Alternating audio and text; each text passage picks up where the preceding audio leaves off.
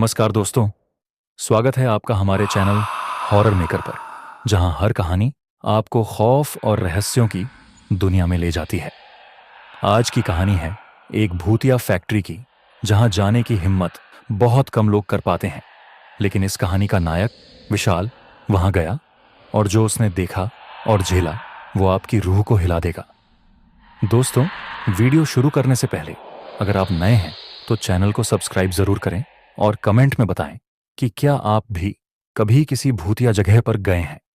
तो चलिए शुरू करते हैं आज की डरावनी कहानी। यह कहानी उत्तर प्रदेश के कानपुर की है, जहां एक पुरानी और सुनसान फैक्ट्री है।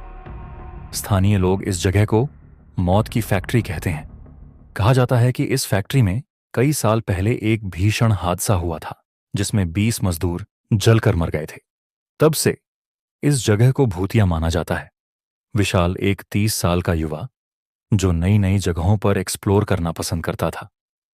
उसने अपने दोस्तों के साथ सुना था कि कानपुर की इस फैक्ट्री में रात के समय अजीब घटनाएं होती हैं। विशाल को रोमांच और रहस्य बहुत पसंद था, इसलिए उसने इस जगह को करीब से देखने की ठान ली। एक दिन विशाल ने अपने दोस्त अमित के साथ इस फैक्ट्री को दिन में देखने का प्लान बनाया।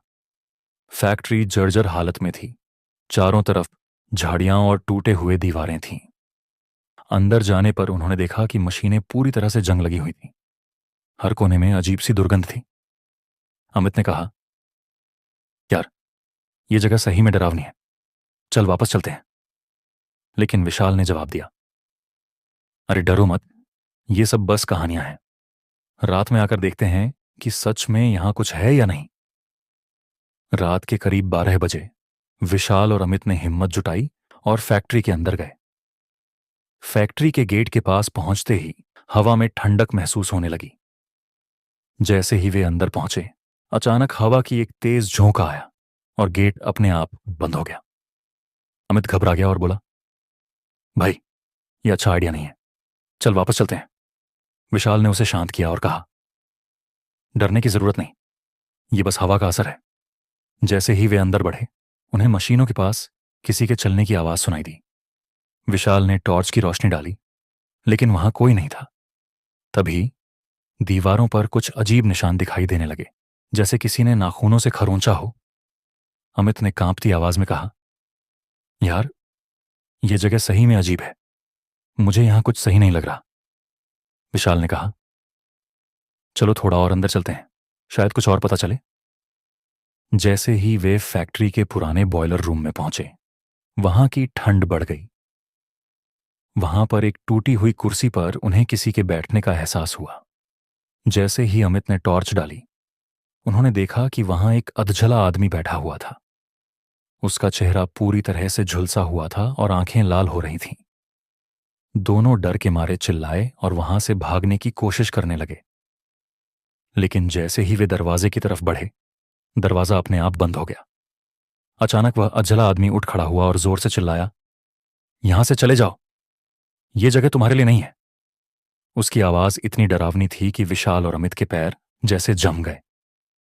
विशाल ने हिम्मत जुटाई और पूछा, तुम कौन हो? यहां क्या हो रहा है?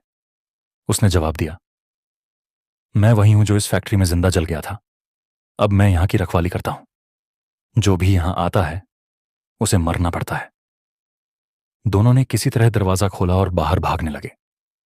लेकिन जैसे ही वे फैक्ट्री के बाहर पहुंचे, गेट अपने आप फिर से बंद हो गया।